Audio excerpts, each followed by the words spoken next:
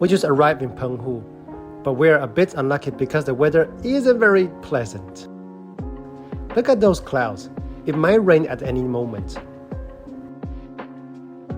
Do you see that? That's the biggest Matsu statue in Taiwan. I guess we should head to the next spot before it starts raining. Here we are at Fenggui Cave, Fenggui Dong. When the waves hit the rocks here, they make a sound similar to drums.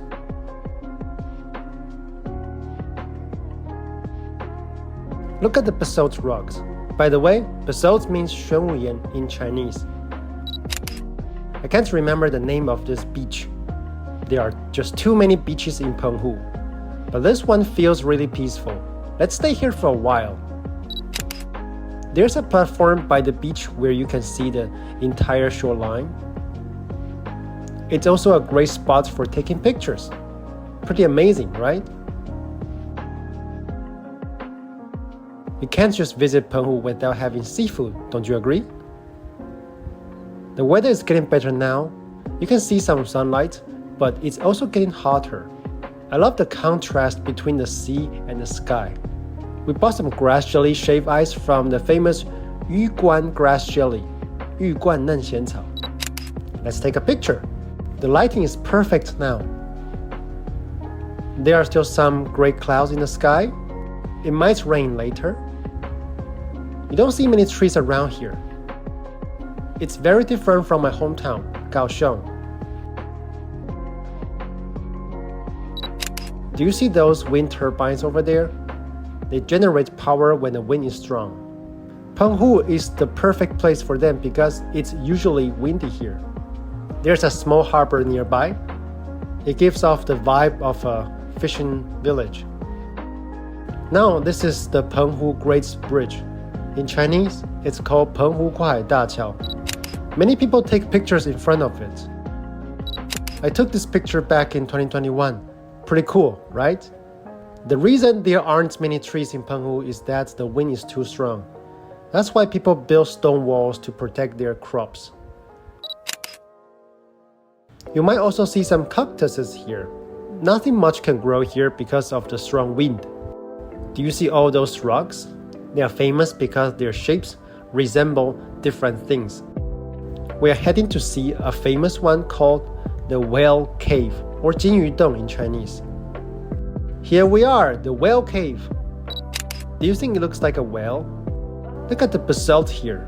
It's one of the most famous tourist spots in Penghu. The basalt were formed by volcanic activities. And when the lava cooled, it created these shapes. I saw some abandoned houses along the way. I wonder what they were for. The tour guide is explaining things, but I can't focus, so I decided to walk around. This place is perfect for taking pictures. Now this is an interesting spot, Erkan Village. In Chinese, it's called 二坎聚落. You can see many traditional Minnan-style houses here. Minnan is Minnan in Chinese.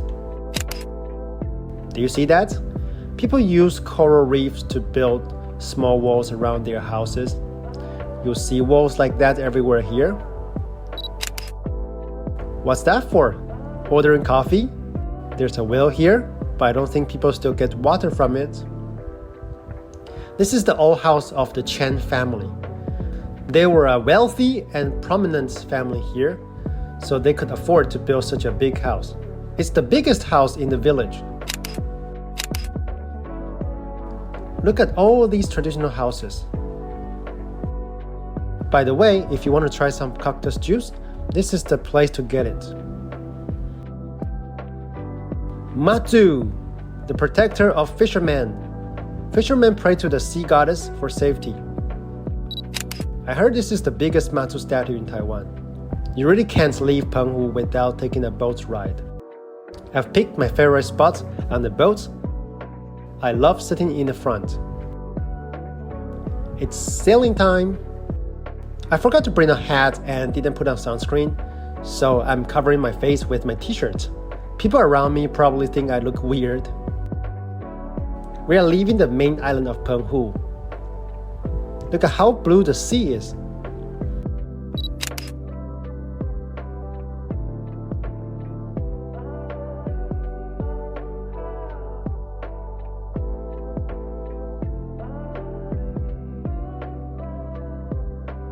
Now we can see an island up ahead.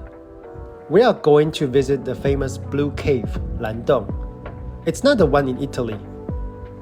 This one is much smaller, so we can't go inside. It's not obvious in the video, but the water inside the cave is very blue. It's strange because I remember the blue cave in Penghu looked different when I Googled it last week. Now we are on Dongji Island, Dongji-yu. As you can see, it's a very small island. The water here is so clear. Do you see that? Oh my god, it's like paradise. There are always temples in villages like this. They help fishermen feel safe when they are out at sea. Most people have left this island, so you don't see many people around. The sun is really bright, and there are no trees on this island. There's nowhere to hide from the sun. But we don't see skies this blue in Kaohsiung every day. Just look at it. We're now walking toward that lighthouse over there. It's a famous spot here. It's so easy to take great pictures here. The lighting and contrast are just perfect. Honestly, I could take photos anywhere on this island.